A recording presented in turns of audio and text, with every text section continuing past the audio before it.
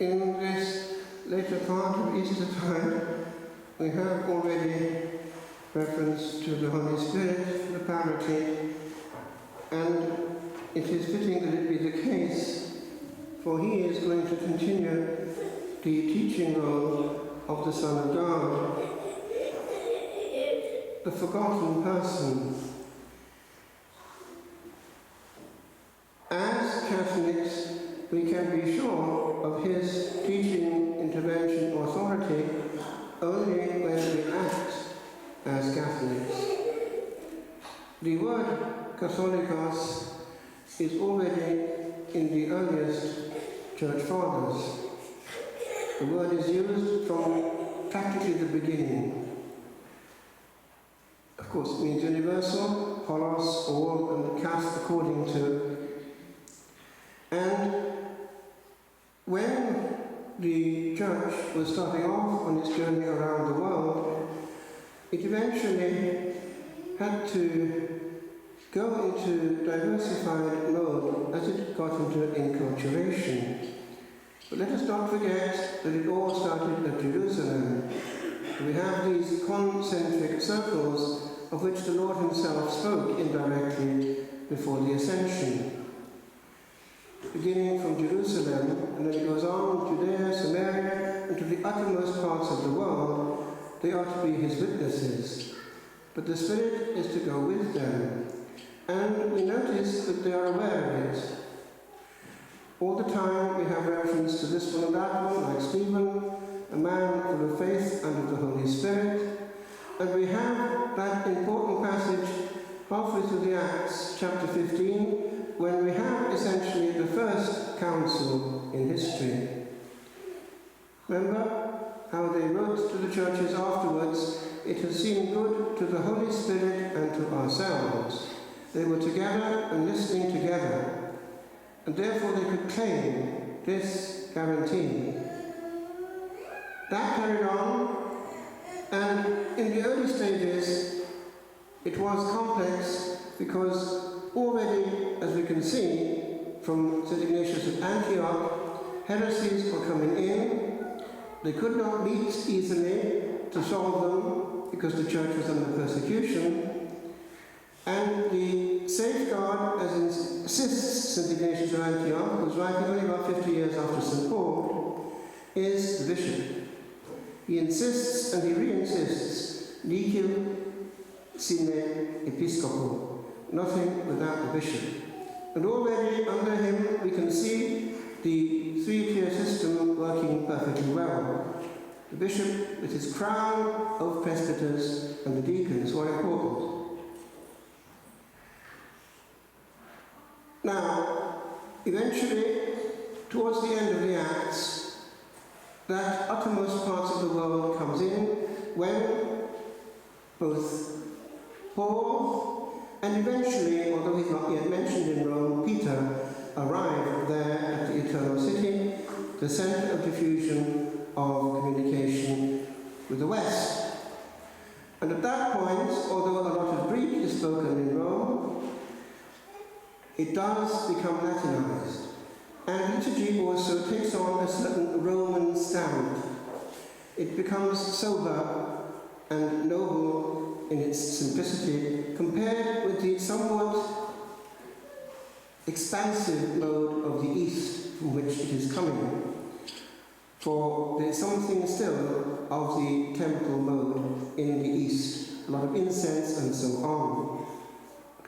So Latin comes in and goes all over this western part of the world, including North Africa, where there was to be a very flourishing Christianity, with a bishop in every town, including the likes of Augustine, but also great writers like Tertullian and Cyprian, writing there in North Africa. Carthage is fully Latinized and giving us a language which we still use. And as it happens, the Roman family of liturgical heritage is universal in one common ingredient all over the West, including Celtic Ireland and the Sarah Rite in England. The ancient Roman canon is always there. And if one looks at it carefully, it is actually of apostolic origin. There are traces of that. The very Hebrew language, referring to Abel, our father in faith, and other figures from the Old Testament.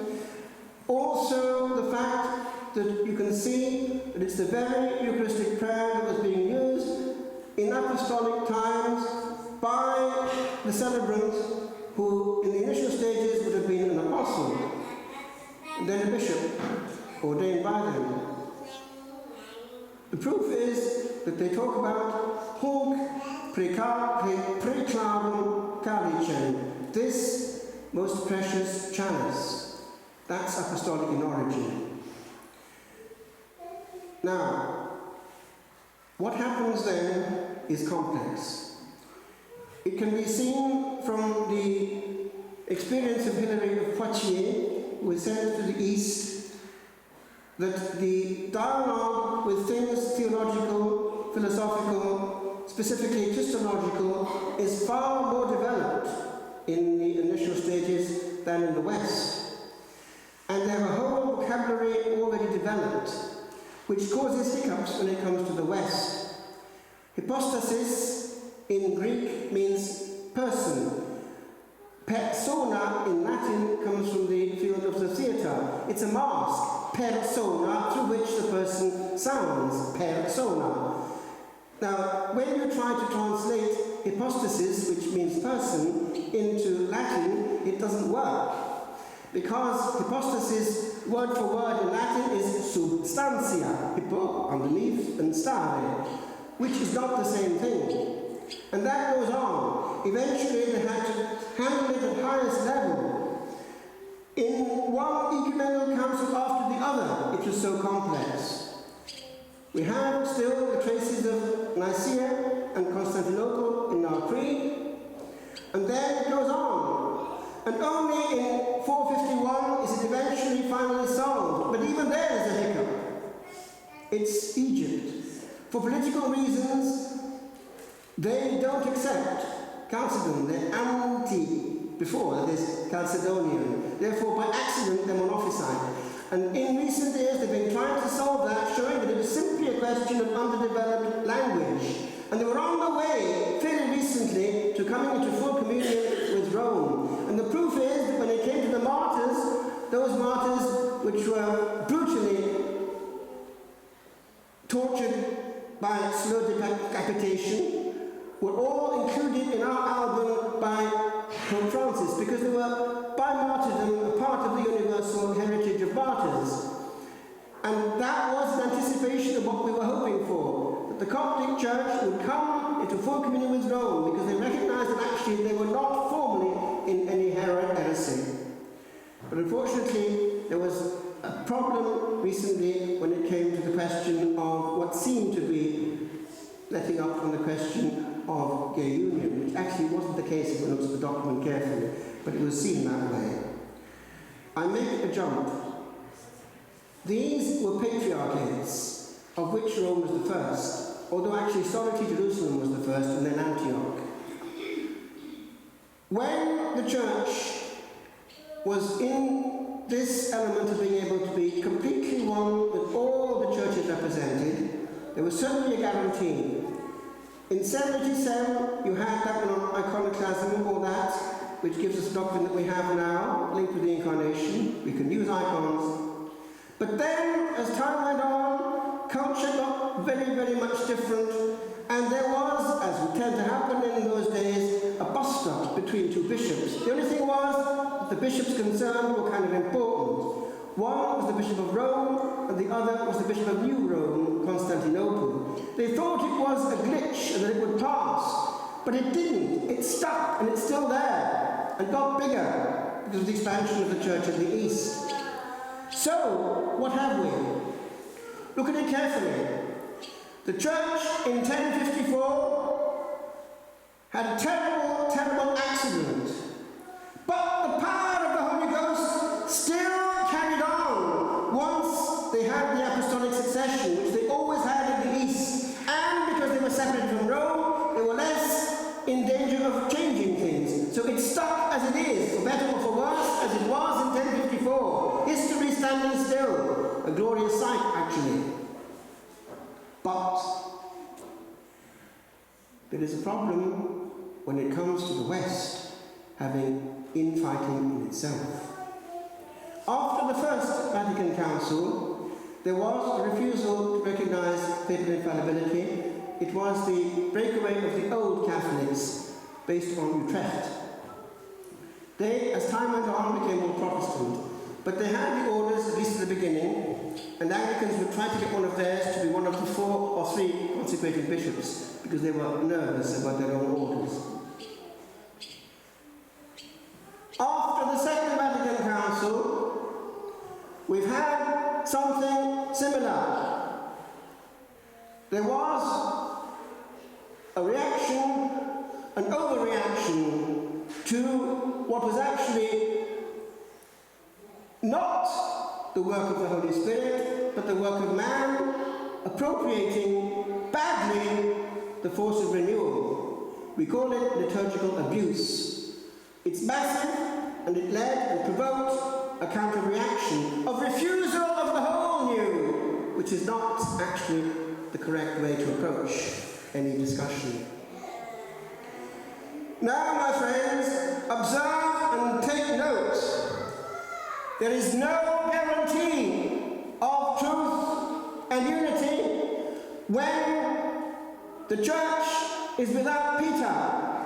For in the East, they can never have an ecumenical council, only a pan-Orthodox synod, and that's pretty difficult because Moscow doesn't come on board, the biggest. In the West, we can still have an ecumenical council, for we have Peter, and on this rock I will build my church. He has the keys, and only he can ratify. Observe. No matter what is going on in the realm of disobedience, and therefore outside the will of God with regard to application, the doctrine of the church cannot change.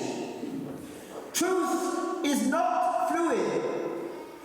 And you remember that at the end of the Second Vatican Council, St. Paul VI made this footnote, the theological footnote, as it were, to the whole council.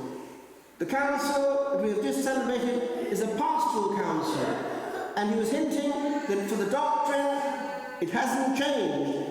And the proof is that all the declarations in the documents of Vatican II have footnotes that refer to Scripture, the Church Fathers, and the Council especially of Trent. That is, the doctrine is always the truth. Now, what is about to happen, my friends, is another tragedy in the mystical body. Because of an overreaction, we are going to get, let's say, into a situation similar to what we had in 1054. There is going to be a division. Be careful. Nihil nihil sine episcopo. Nothing without the bishop. That means the local bishop, who, by the way, is the only one who can give faculties. This is kind of important, because the sacraments operate not only with regard to authority from the person ordaining, but also from the one under whom one is living. That means that certain sacraments demand also jurisdiction. Now, this was, under Pope Francis, being healed somewhat because he gave faculties in the year of mercy. But if one goes into schism again, those faculties are not necessarily there anymore. And if one ordains a bishop without the apostolic approval, automatically penalties are incurred, which can then go further. So one is not sure of receiving valid absolution if there is no jurisdiction from the bishop of the area. That is theologically important. It's also something that impacts on marriage, for which jurisdiction also is demanded. So I would warn you, my friends, be careful. A situation is about to happen in the church which is a terrible, terrible tragedy. It's not just as it is now. If something happens to stop this, then it can be avoided. If not, I would ask you, in the name of the Lord, be careful that you don't go yourself into schism. No matter what's going on with regard to abuse, you have to be with your local bishop. It's the only guarantee.